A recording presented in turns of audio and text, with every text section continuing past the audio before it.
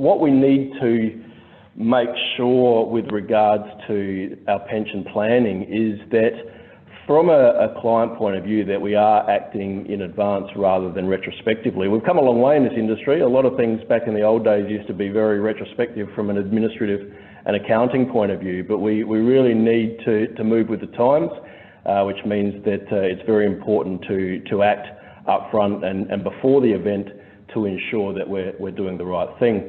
So what we're going to talk about today, it's very much, I guess, the practical considerations from a strategic point of view that I want to address. So I will touch on withholding tax a little bit and identify what I consider some key issues in that space. Transition to retirement, for me, it's one of those areas that I've done a lot of presenting on. I'm a big fan of transition to retirement. And the reason for that is, one, I guess I'm approaching transition to retirement age, but secondly, because I think it provides us with some really good estate planning opportunities. And so when we're contemplating pension establishment and pension payments, then we really need to start that consideration as early as possible. Then we'll touch on ultimately the areas that everyone's keen to hear about, the whole element of partial commutations versus additional pension payments. And look, I guess one of the key messages I want to get across today is that this isn't necessarily about it being a strategy that everybody should be undertaking. It's really about understanding your client base and knowing whether this is the appropriate strategy to take for your clients or not. But then the issue is, where do you take these excess payments from, specifically if you've got additional or multiple interest in the fund? So we're going to touch on all of those elements and then finish off with the estate planning side of things. So look, what I try to address is that when we're looking at these things from a purely strategic point of view and we're dealing with our clients, then it's really important that we undertake our research so we understand exactly what our requirements are and the rules are as they currently stand. Now, that's a pretty critical issue. I gave this presentation recently to a group of clients, and what I identified in that space and in that presentation is that as it currently stands, if you go on that wonderful little concept of the internet, you can find all sorts of information as it has applied over the last 10 to 20 years with regards to superannuation. So if you want to go online and type in partial commutations from an account-based pension, you will happily find plenty of things that will tell you about how those rules worked before 2017, how they worked before 2007. And so there is a whole heap of misinformation out there that is pretty much available at everybody's fingertips that ultimately could lead them down the wrong path. So research is a very important part of any strategy. Then what you've got to do is identify the strategies for your clients. So are they approaching preservation age? Are they 60? What's their working status? Are they near 65? But as I'm going to identify throughout the presentation, other key issues that I consider as part of this whole process as well is this client likely in the future to utilise the downsizer contribution? You know, is this client likely to have Centrelink benefits in the future as well? Because all of those sorts of elements form part of the decision-making process. So when we are looking at identifying strategies, you know, what's available for your clients? Then the whole discussion point, how do you discuss this? Who do you discuss it with? Do you utilise groups like your administrator, other sort of peers within your network to discuss this? Do you go and listen to as many webinars as you possibly can? It's really about going back to that research point and finding the best solution for your clients and then ultimately implementing. And what I want to finish off with, obviously, is just to discuss a little bit of the implementation and particularly the whole area around documentation and providing the appropriate documentation for your client. So look, just as a key introduction, to me, there's a few points that I want to identify, and it's a little bit about showing my age in regards to these presentations, but also showing the differences that we've had over probably our two significant super reform periods, which was 2007 and then 2017. Because before 2007, if you took a lump sum benefit from your allocated pension as it was back then that was over and above the minimum pension obligation, and it did not count towards your minimum. So you generally had to identify that any amount was a partial commutation, and that was primarily because allocated pensions had a maximum attached to them as well, as our transition to retirement do. But then once we moved into the better super reform of 2007, I always use that term loosely, but once we got into better super, then we got to a position where our lump sum withdrawals started to actually count towards the minimum pension. So we actually got into a routine where people were able to take their additional lump sum benefits or just a lump sum once they'd commenced a pension, and that amount would then subsequently satisfy their minimum pension requirement.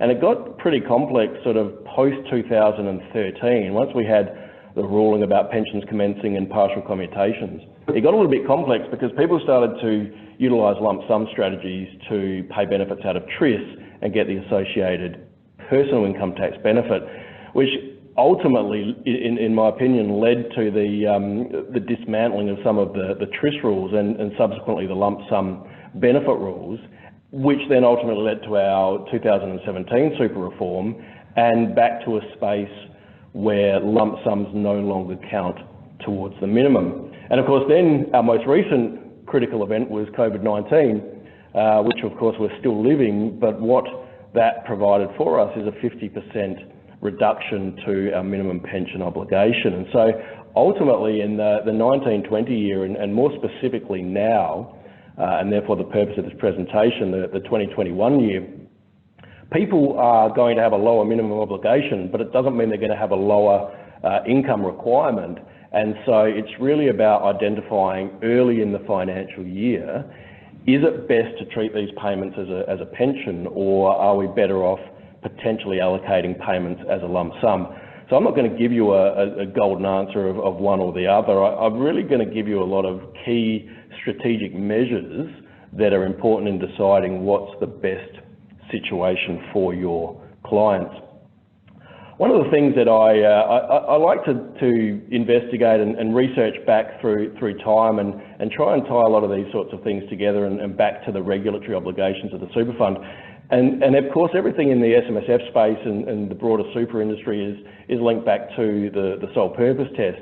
And fundamentally for us, the sole purpose test is about providing benefits upon retirement or attaining age 65. And of course, we've got all of our other ancillary benefits. But you know, that test sits within the legislation. It's very much pointed out to us that it is an objective test based on facts. But it's also a bit of a problematic test in my mind, particularly when you link it with other issues that we know have been introduced over time, such as the government more than once identifying that super is not an estate planning vehicle. So, you know, this whole link of saying super is there to provide benefits upon retirement, albeit that we've removed any compulsory cashing restriction. However, super is not there for an estate planning, so we want it to be compulsory, but we haven't legislated for it. And then we see the introduction of the transfer balance cap, which to me is contrary to the whole sole purpose test and the non-estate planning vehicle of super, because it's effectively saying for those members or those individuals with more than $1.6 million that you're under no obligation, under no compulsion to pay that benefit out of super. So it's kind of one of those ideologies that I see where, you know, the purpose of superannuation is somewhat problematic. I think we can all agree that it's a retirement saving vehicle that provides us with concessional tax treatment, but given that there is no compulsion to pay a pension, we do have individual trustees who have their link back to the Constitution and the pension paying powers. But the transfer balance cap does muddy the water with the capacity to have those accumulation proceeds sitting there as well. So what we have to try and, I guess, get across to our clients is, despite what the law provides us, being the SIS law and the tax law, ultimately we're talking about a vehicle that's there to provide for our retirement. How we do that and what we do with that is ultimately fairly indifferent once we're over 60, because the tax benefit is non-existent, but there are the side effects of the decisions we make along with paying out from an estate point of view and potentially the fund tax environment itself, that will ultimately determine the various decisions that we're going to make for our funds. So the current thought process when it comes to lump sums versus pension is very much about where are we taking the benefits from. So are we going to take our benefits from our retirement phase, or are we going to take it from our accumulation phase? And of course, this is all subject to us satisfying conditions of release. So if we have turned 65, we've met our ultimate condition of release, so our accumulation benefits will also be unrestricted, non-preserved. Prior to age 65, we may have satisfied a condition of release to trigger a pension commencement, but then any subsequent contributions are going to be made to an accumulation interest, which are also subject to preservation requirements until we either restate or re-meet a further condition of release. And look, I guess that's one of my first trigger points, is that there's all this misinformation about things like once you turn 60, you can access your benefits tax-free. Well, yes, that's true, subject to meeting the appropriate condition of release. So, there's a lot of funds that I've seen over my time in the industry where people will start a pension and make contributions and then look to access those contributions from their super fund, not necessarily understanding that they have to restate their condition of release, because they may have gone back to work. You just don't know what the circumstances are going to be.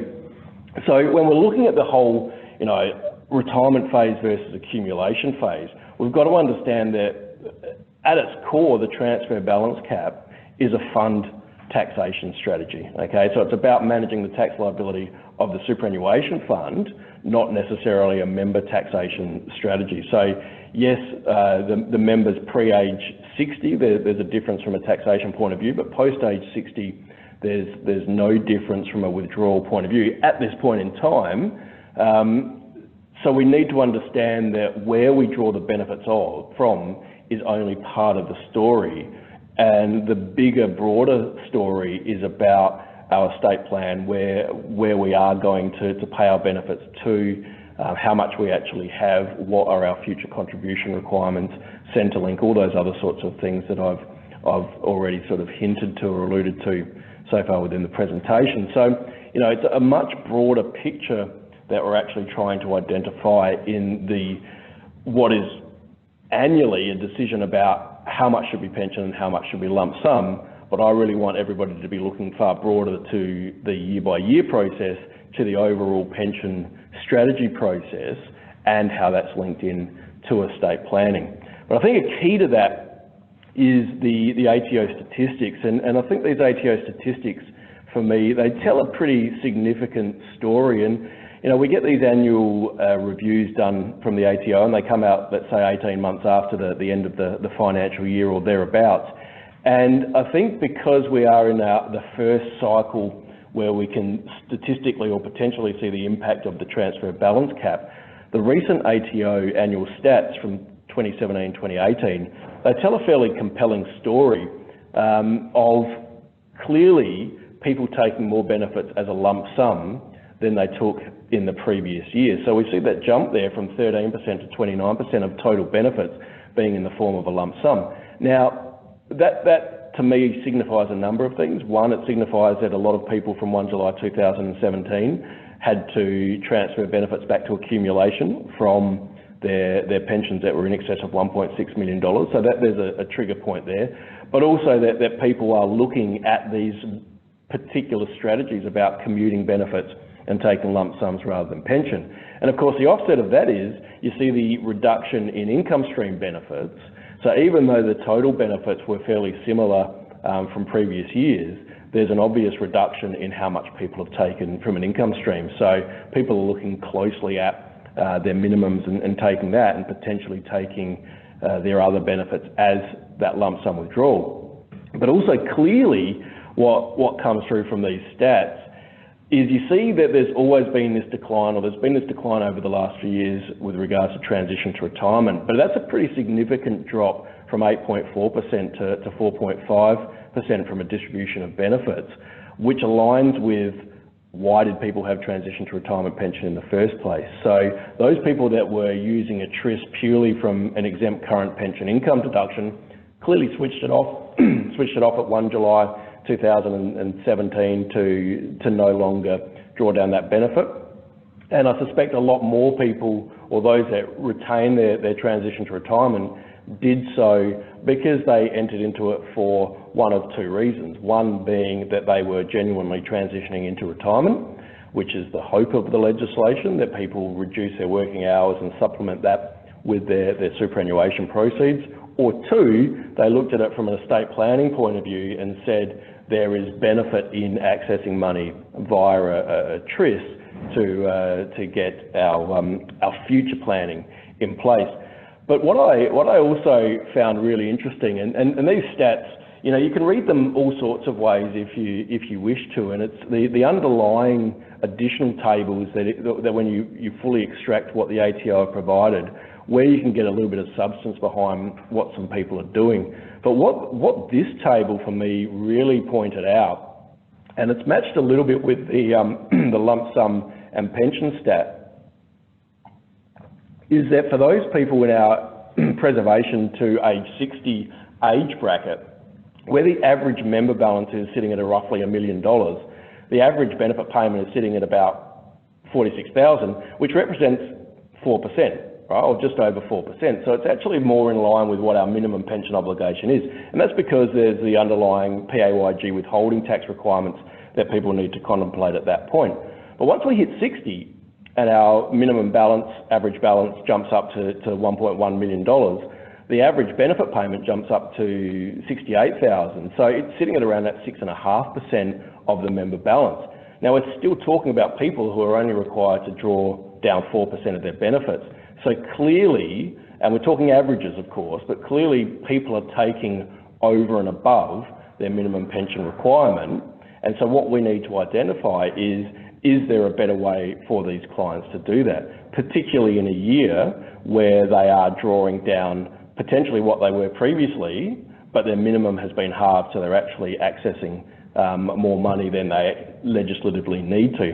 So I found those statistics pretty significant from the jump up in the percentage that people are taking from age 60, particularly from a strategic sort of planning point of view. The other thing that really jumps out at me from the stats, and whilst I didn't put it in the presentation, is that when you look at average balance versus median pension balance, then largely the statistics sort of don't stack up that the reason we're doing this is for transfer balance cap purposes, because when we start to identify median balances, we're well and truly under the $1.6 million, and we're actually sort of under $800,000. So if we're talking about two member funds and we are identifying estate planning purposes and whether or not to retain a spouse's benefit inside the super fund, well then clearly if our median balance, so smack bang in the middle, is about 700, then we've got this situation where you've got 2 times that is going to be less than the transfer balance cap, so you don't really have too many things to concern yourself with. So it's one of those areas where, you know, I like to look at the stats to help drive what we're doing from a strategy and statistical point of view, but then what are we actually trying to achieve out of it? Are we trying to achieve transfer balance cap, or are we trying to achieve estate planning, or are we trying to save tax in the superannuation environment? So these are all the sorts of things that we can derive from the stats to help build our strategy and build our case for our clients specifically.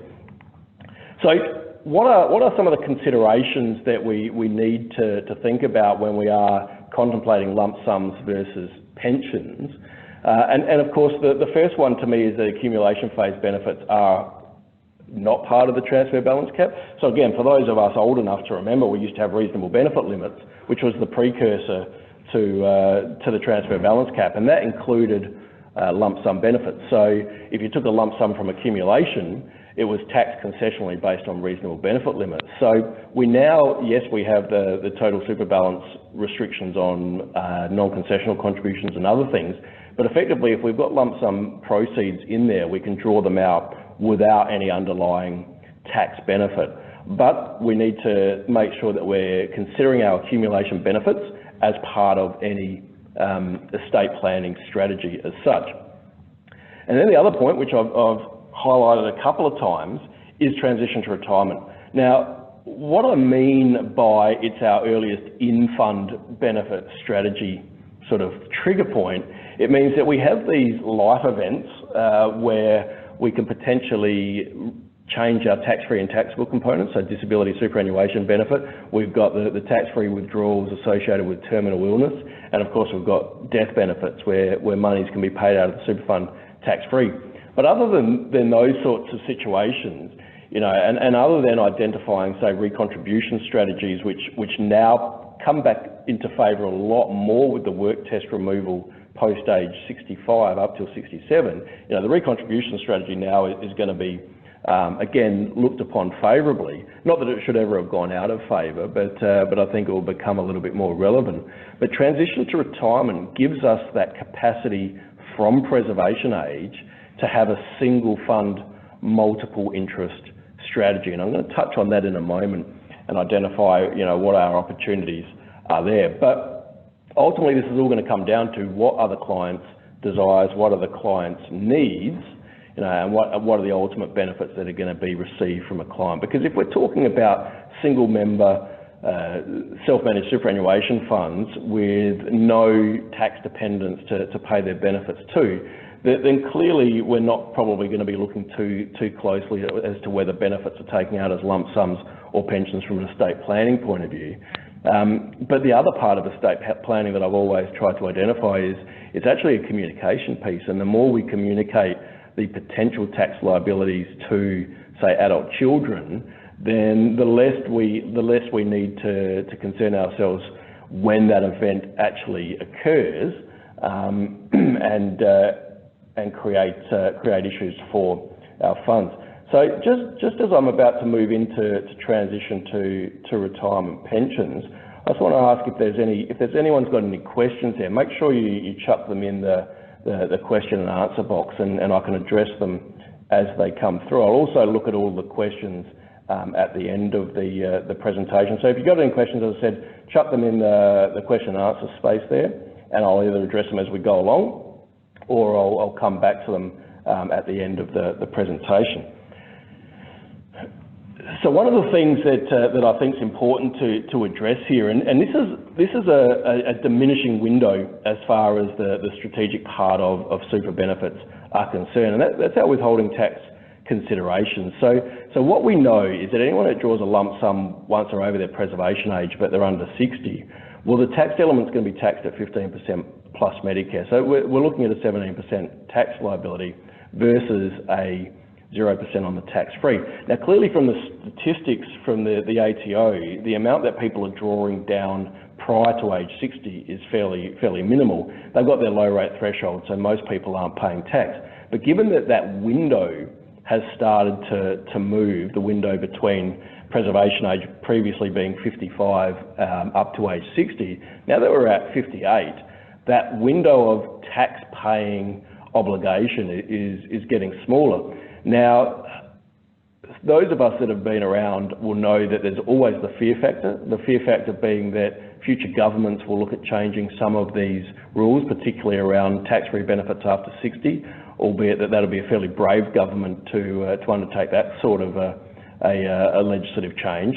But I've never been afraid to put out there that ECPI and the exempt current pension income is something that we should ensure is always around, because to me it's an easy change for the government to make to start to introduce tax at the pension paying stage. So we always need to be mindful that all these sorts of strategies are going to be subject to whatever the government's actually doing at that particular point in time and into the future. So whilst these are available, we should be looking at potentially using them. So the lump sum tax to me is relevant, albeit that it's not significant, because ultimately if you've got a pensioner under age 60 and they choose to draw their minimum pension, which they'll pay their withholding tax on, then potentially what you'll find is that the benefit that they're getting, the benefit that they're getting with regards to taking a lump sum is that they're not paying as much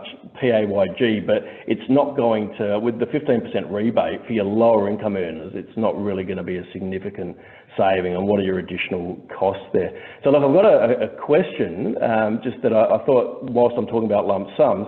So a side question to the main topic with regard to lump sums that people are able to access of the 10,000 due to COVID. Do you know if this is recorded against their lifetime limit of lump sums able to be drawn tax-free? Vanessa, that's a good question.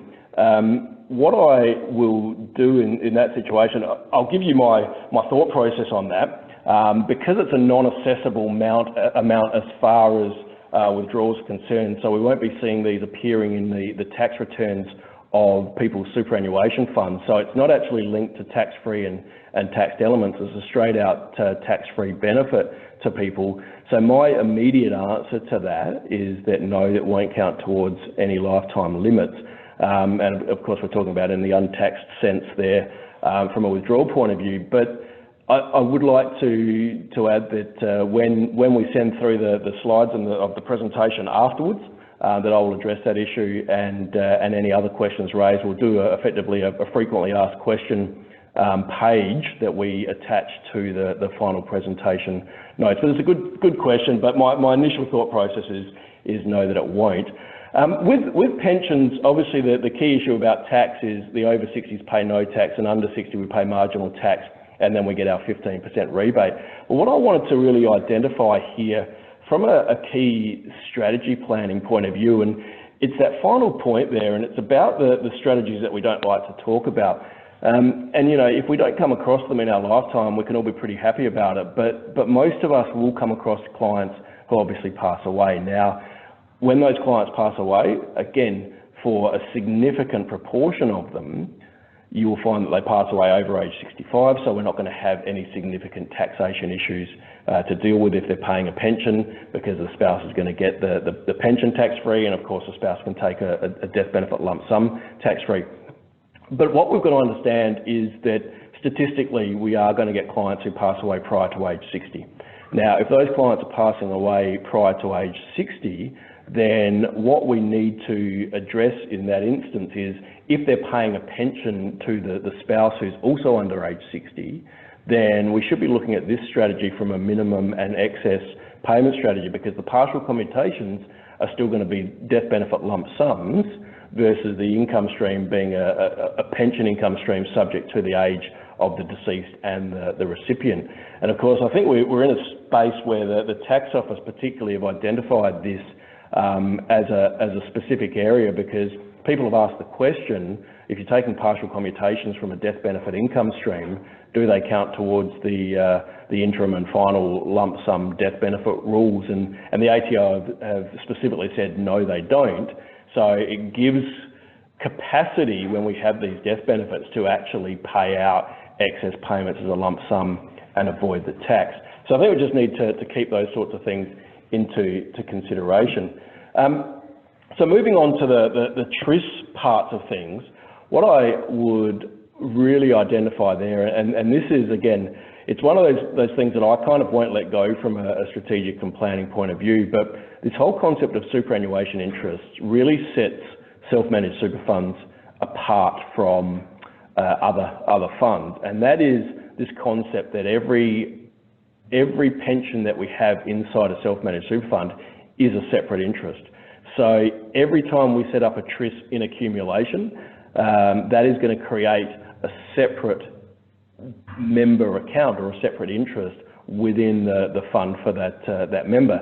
Now, of course, what we know is then you've got the semantics of it where once we hit 65, we still have a TRIS, but we have a TRIS in retirement phase versus a TRIS in accumulation. And it's an awkward touch point or explanation point from our client's point of view, but ultimately that whole concept of the separate interest is pretty significant, because it's from commencement right up until the payment of the death benefit, unless we forcibly close down that pension and roll the benefits back. So the idea of going into TRIS, making additional contributions into a fund and then rolling back and starting a new pension actually is not such a straightforward strategy, because it's going to impact potentially the tax-free and taxable portions within any particular pension.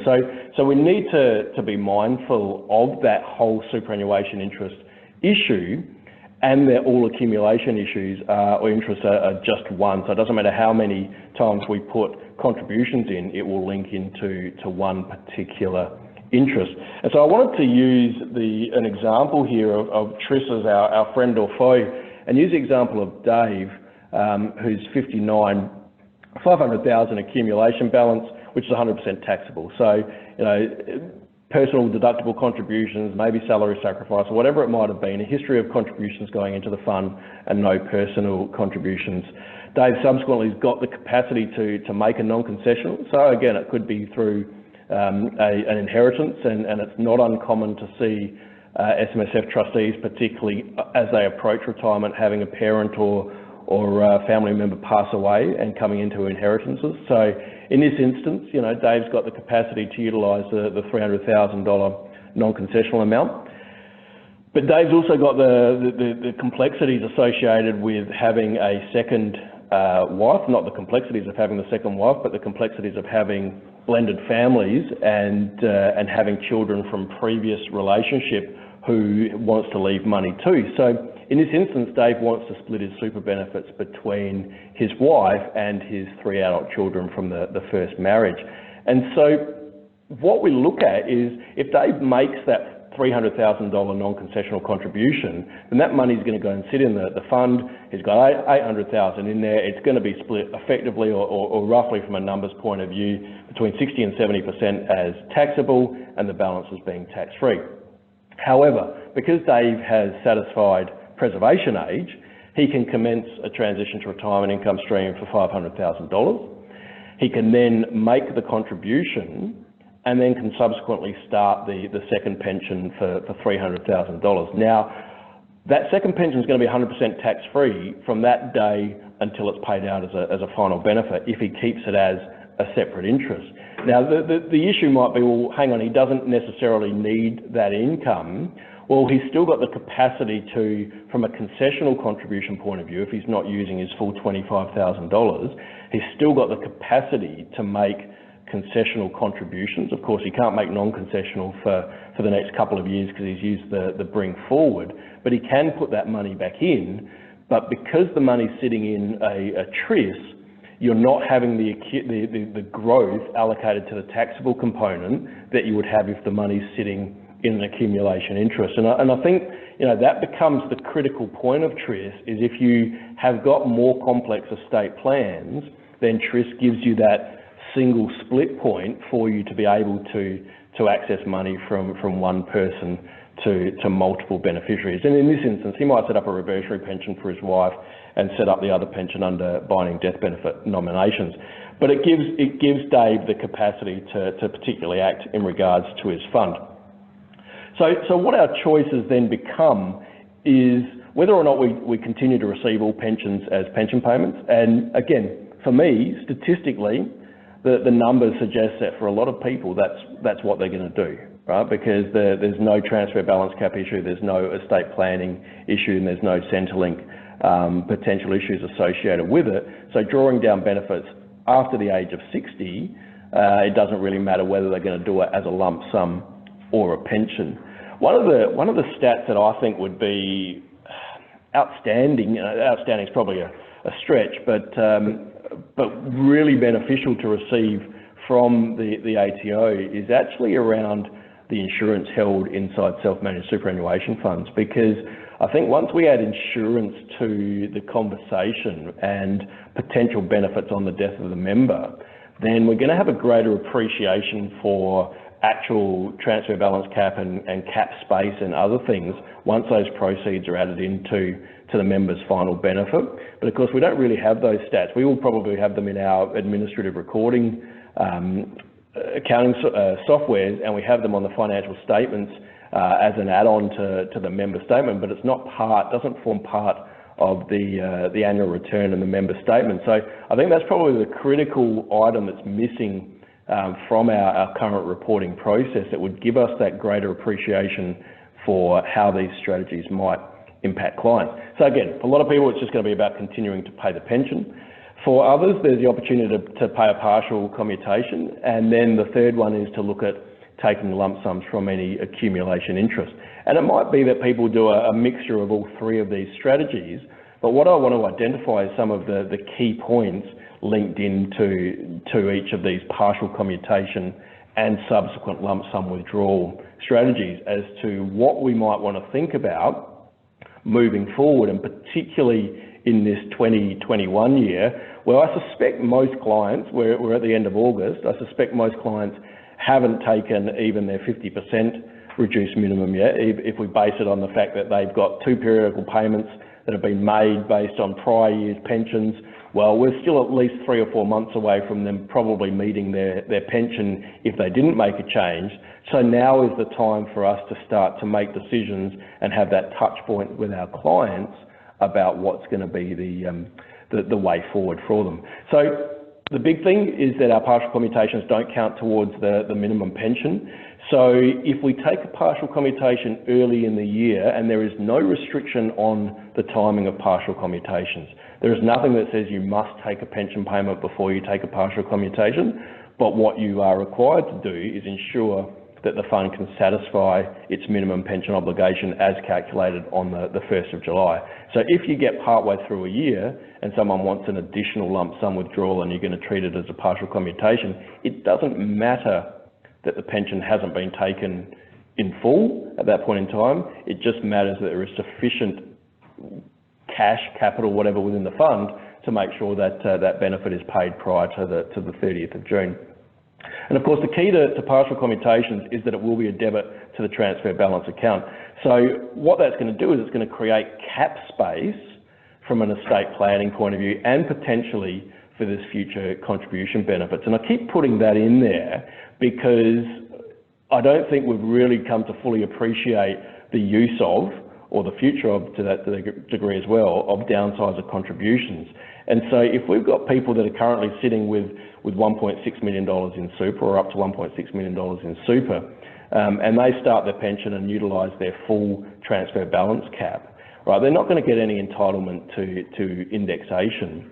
But if they subsequently start to draw more than the minimum, then, you know, come 10, 15, 20 years time, so we've got clients now in our mid to late 80s, and they are looking to downsize their house, well, they've still got money sitting in superannuation, but ultimately, if they look to sell their house, there's no real benefit in putting $300,000 into an accumulation interest, right, and generating tax at 15% on the earnings if, you know, we get big market recoveries over that point in time and there's no real tax saving to be had in the super environment. But if they've got space in their transfer balance cap, then by putting that $300,000 in and commencing a pension in a tax-free environment, and it being non-assessable sort of tax-free benefits, is going to provide potential estate planning, but also member and taxation benefits for the fund at that point in time. So that additional contribution space,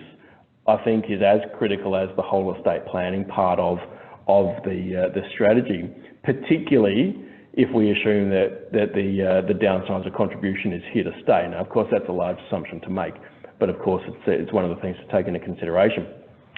From an ECPI point of view, so exempt current pension income, and I'll show you the formula of that in a moment, but ultimately the way that the actuaries will work from an SMSF administrative point of view is they will want to see on a date basis when large contributions go into a fund, when large benefits are taken out. So if you're taking regular pension payments, and that works out from an averaging point of view pretty simply for the actuary, but if you're taking a large lump sum, then that's going to impact the actuarial calculations from an ECPI point of view. So if we're taking a partial commutation, then whilst it doesn't matter from a minimum pension point of view when you take it, from an ECPI point of view, it's going to be much more tax beneficial to take that lump sum later in the financial year. So that's one of the things that we want to contemplate in that space. And then, of course, the other question is, and I'm not going to give you an answer and say you should take it from the tax-free or the taxable, but if you've got multiple pension interests, which pension do you draw it from? And again, that is ultimately going to be an estate planning-based question, because if you've got money for the spouse, you've got money for the kids, right, what is the breakdown? How much do you want to guarantee that they receive? Not that you can necessarily guarantee, but from a rough percentage point of view, do you want to reduce that benefit for the spouse down now by taking money out and using it on holidays or whatever it might be, or do you want to give less to the kids later in time? So again, if we look at Dave's position, if we commenced a pension at 59, we started 2 times TRIS, has made regular $25,000 contribution. So yeah, I've made some assumptions that we're not getting an indexation of the cap. Now, of course, that will come in the next 6 years. And also I've excluded tax and growth from the situation. So I've got $150,000, sorry, in accumulation benefits by the time Dave hits 65. His pension balance starts with $800,000, and let's say that again, what we take out and what we get back in growth equals out, so we've still got $800,000 sitting in the fund. So Dave's sitting at around $950,000 from a total super balance point of view, $800,000 measured against his transfer balance cap when he transitions to retirement, as in transition to retirement in retirement phase. Dave's wife's also got an existing pension of $800,000, which is reversionary to Dave and has $150,000 in accumulation as well. So in very simple terms, if Dave takes his $150,000 or wants to take $150,000 from his accumulation, then he's only going to be limited to being able to take effectively the $800,000 from the wife if we're working of keeping his pensions in place. Now, of course, you can look at other strategies, commuting pensions and other things existing from there. But if Dave was to commute his pensions or take partial commutations for the $150,000 from his pensions, then he's not even having to think about commuting his pensions or doing anything else at the time that the wife passes away, because we can transfer straight away that $950,000 across. So again, strategically, we start to look at these things with those with more than $1.6 million and other sort of numbers, but we want to try to minimise the amount of planning that has to be done at the point of death, because that's the time where clients are least engaged with trying to fix situations. So the whole partial commutation can definitely have benefits for the clients from an estate planning point of view by creating that cap space. Whereas the lump sums from accumulation, they don't have any impact on the transfer balance account, but they are more likely to have a greater impact on the fund ECPI, because what they're going to do is they're going to reduce the accumulation portion of the fund, and by reducing the accumulation portion of the fund will elevate the amount in retirement phase, giving us a higher ECPI percentage from the actuary. But again, from a timing point of view, if you're going to take a lump sum from the accumulation phase, then what you want to do is take that earlier in the year, because it's going to impact the actuarial percentage at that point in time. And so, you know, if we give you a rough guide from an ECPI point of view how it works, you've got your average value of your current pension liability. So in very simplistic sort of Tim Miller terms, that's your pension balance at the start of the year, your pension balance at the end of the year, add those together, divided by 2, that's your average of current pension liabilities. I know Peter's online. Peter, please don't question my actuarial calculations, but that would be how I would see that working.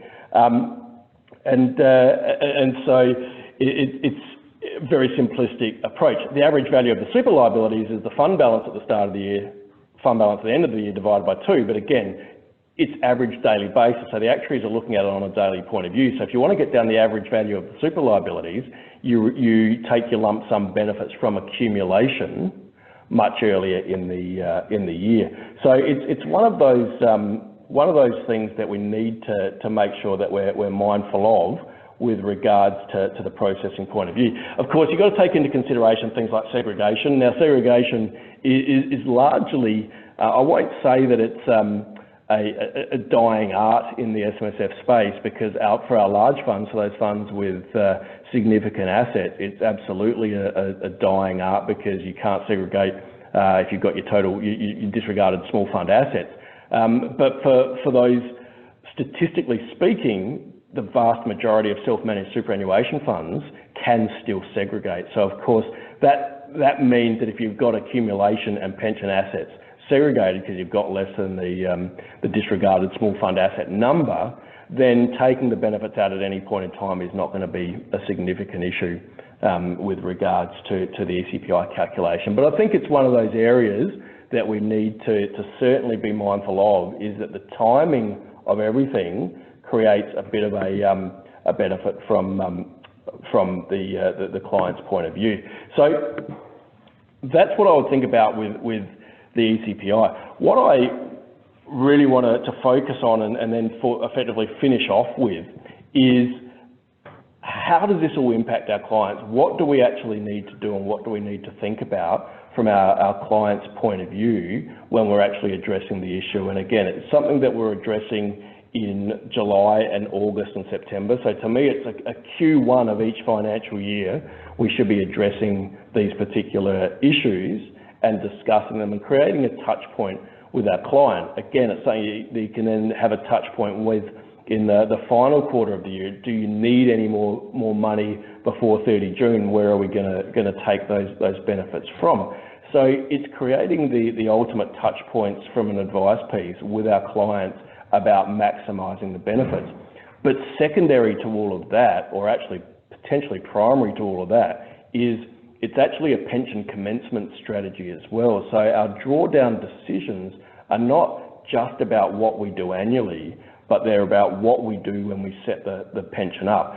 Are we going down a multiple pension strategy? Do we have the capacity to go down the multiple pension strategy? Do we need a multiple benefit or pension strategy? So all of these sorts of things form part of the overall retirement income strategy that we need to have for our clients. And let's not forget the little nugget from the government, which is the retirement income covenant, which in theory has been pushed back as a minimum to 1 July 2021. But we are going to, in theory, and subject to obviously government legislation and passage of legislation, but we are going to have to form or create under the fund investment strategy or similar based document an actual retirement income strategy for our clients. And so the earlier we start talking about these drawdown principles, the more we're going to be able to incorporate those into our future retirement income statement that will accompany all self-managed super funds and their ongoing investment strategy. So that whole retirement income covenant hasn't disappeared. It's just gone relatively silent, like a lot of other things at the moment. But let's not assume that we won't have to contemplate retirement income as part of the investment strategy, process inside the self-managed super fund. So if we've got multiple interests, then which benefits should it be drawn from? Should we be taking our money from accumulation? Should we be taking it from our highest taxable percentage pension or our highest tax-free percentage, or does it depend? Now, of course, we all know that the answer is going to be it depends, but we also know that largely it's going to be accumulation first, highest taxable percentage pension second, and then the tax-free percentage pension third. But if we want to be drawing down our benefits proportionately, then maybe we don't take that approach. But there's some other things that I want people to contemplate when looking at making those decisions.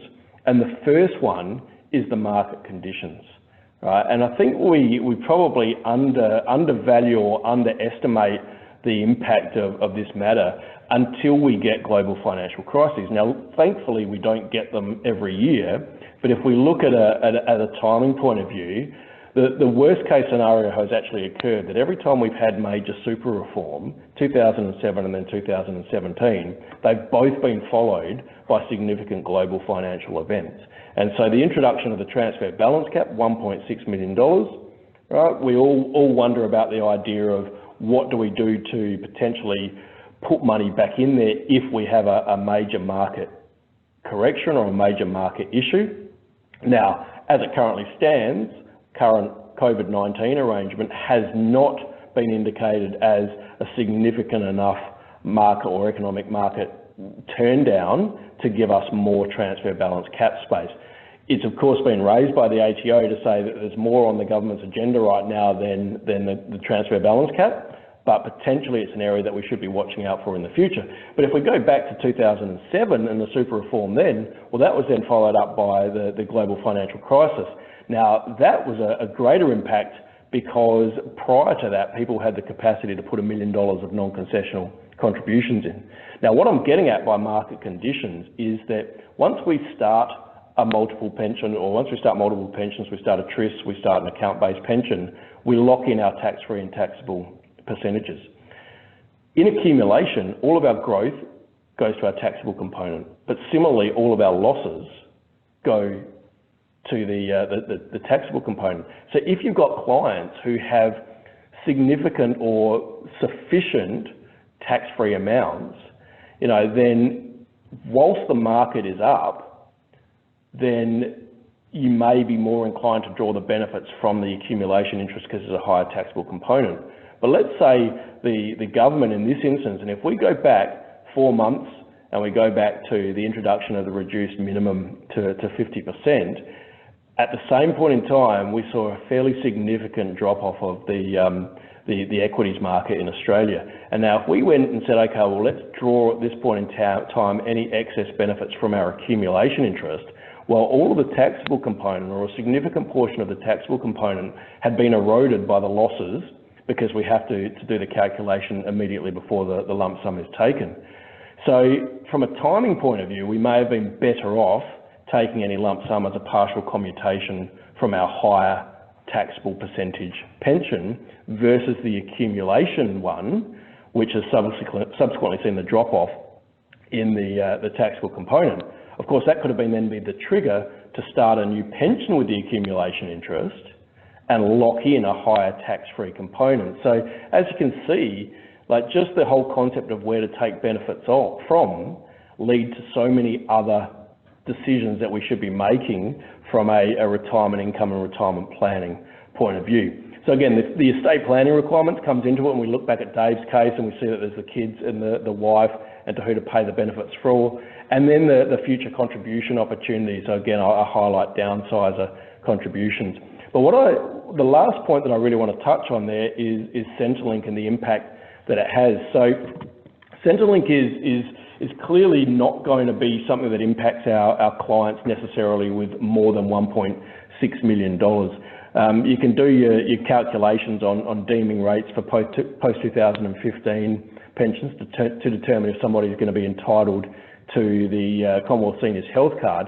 But putting that aside and looking purely at age pension clients, then anyone with our pre-1 January 2015 account-based pension is going to be in a situation where their pension is still assessable on a deductible amount, which is the return of capital versus and an income test. So whatever they actually draw, they nominate to Centrelink, they subtract their return of capital deductible amount from it, and that's what's measured against the income test. Of course, post 1 January 2015, all the income is deemed. So if our clients have got a mixed bag of pre-2015 account-based pensions and post-2015 account-based pensions, then where we draw our benefits from are going to be significant from a Centrelink point of view as well, because the lump sum withdrawal from a pre-2015 account-based pension is where we were entitled to the age pension at that time, is going to reduce our deductible amount. So it's going to reduce our return of capital.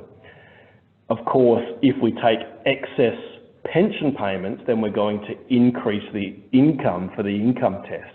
So there is a real large sort of thought process that's going to go into what we draw down from our pre-2015 pensions for what impact that's going to be on from a Social Security Centrelink point of view. So all of these sorts of things need to be factored in to the decision-making process. And of course, post all of that, if you're going to take lump sum withdrawals out of your Centrelink benefits, then whilst you have an annual requirement to report from an SMSF point of view, there's nothing to suggest that reporting of the balances that have been reduced by lump sum withdrawals for your post-2015 won't impact your asset test, and so potentially you can get a reassessment done by Centrelink, being mindful of what did you use that money for. So if you put it into another financial investment, it's going to impact obviously from a deeming point of view, what you can potentially get from the assets and income test. So you've got to take all those sorts of things into consideration. So one of the last thing I just want to point out is this issue about 2019, 2020. So 1 July 2019, we calculated our pension payments. We then got a lump sum request, for example, and we did a partial commutation or a lump sum withdrawal. We then had the 24th of March come along and we had our 50% minimum pension announcement, and we then continued to receive regular payments, and they might have been subject to a standing order. So I just want to highlight what the ATO and the SMSF Association have confirmed this point as well. All pension payments made prior to the 24th of March should still be treated as pension payments. So anything we took under regular withdrawals from our fund before that announcement was made should be treated as pension payments. So ultimately what they're saying is no one knew this was coming, so you can't now go back and say, well, that actually wasn't a pension payment, regardless of whether you had a standing order in place. You can't go back and say we want to treat that as a lump sum. Anything from 24th of March 2020, you can do that.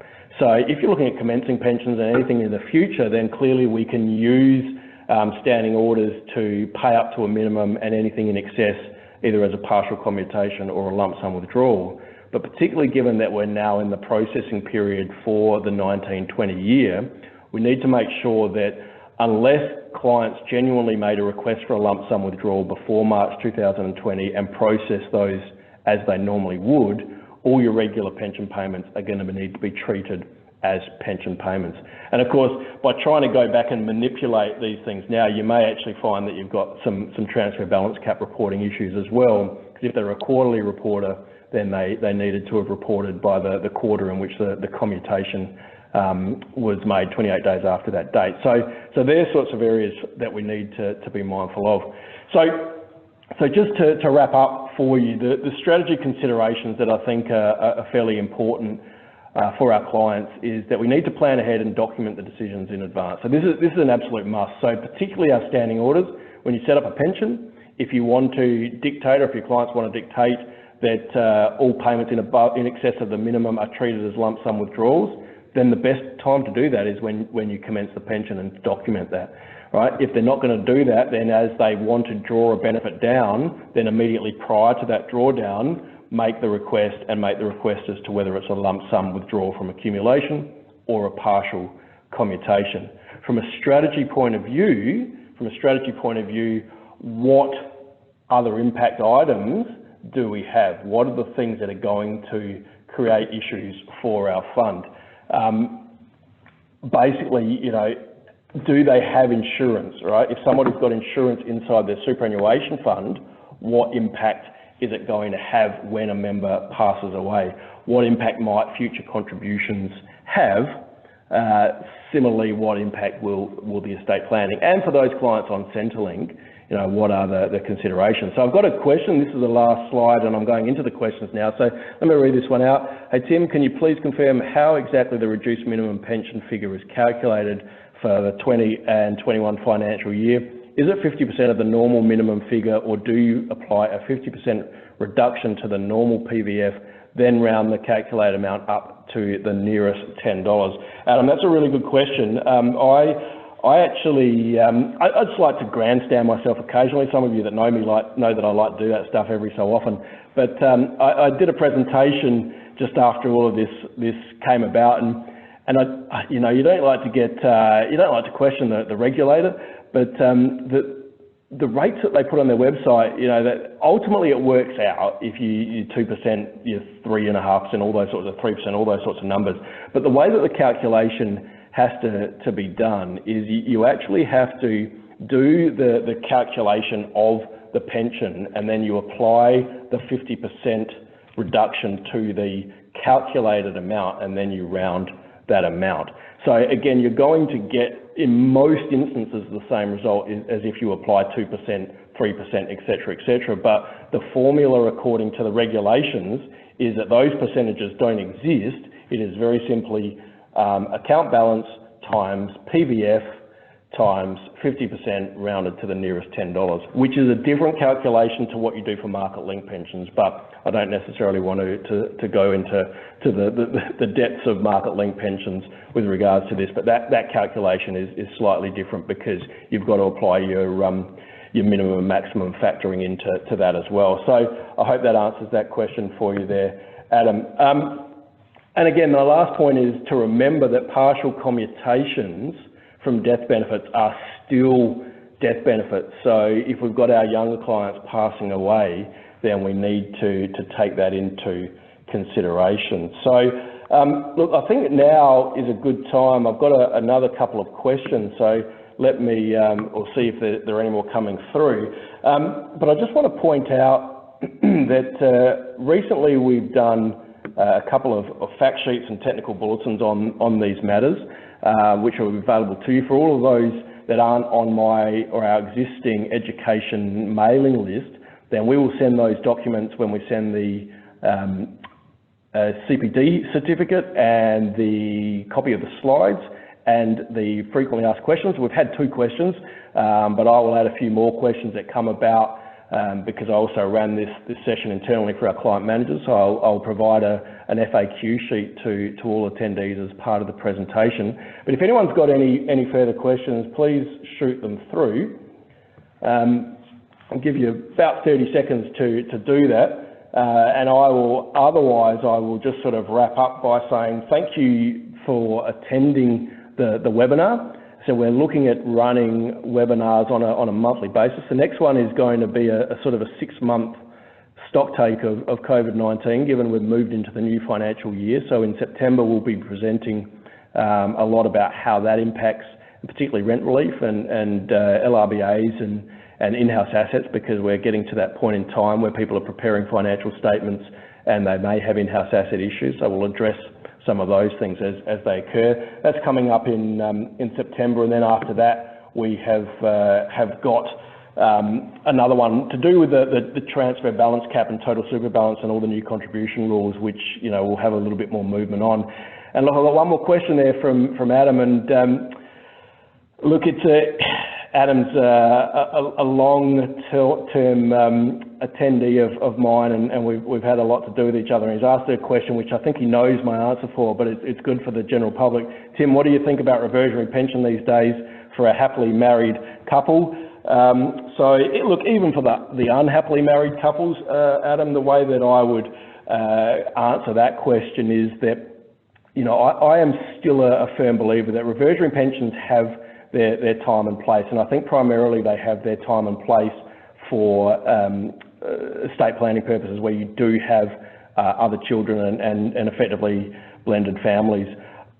They can serve a purpose in a happily married couple for consistency and approach to continuation of the income stream, but I also think the discretionary pension still has a huge huge part to play in the industry. And again, all you have to look at is the market downfall from March and April this year.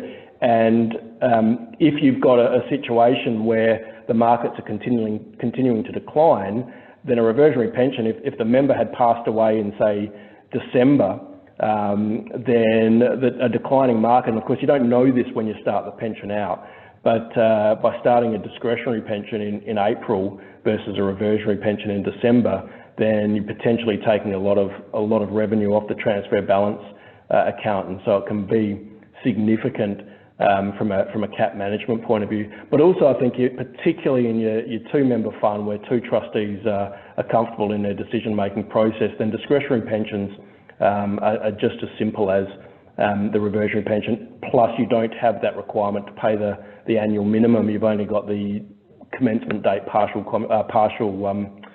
payment requirement, so you don't have to pay the full year's pension with a non-reversionary, which I think is often a significant issue, where if a member dies late in the year and the minimum's not met and then the payment isn't paid, you've got a problem with regards to whether that pension ever existed. So I still have a big time and place for the discretionary type pensions. So look, I think that's a good place for us to stop. Thank you all for attending. As I said, we'll get that information out to you. and hope to see you at some of our future presentations. Thank you.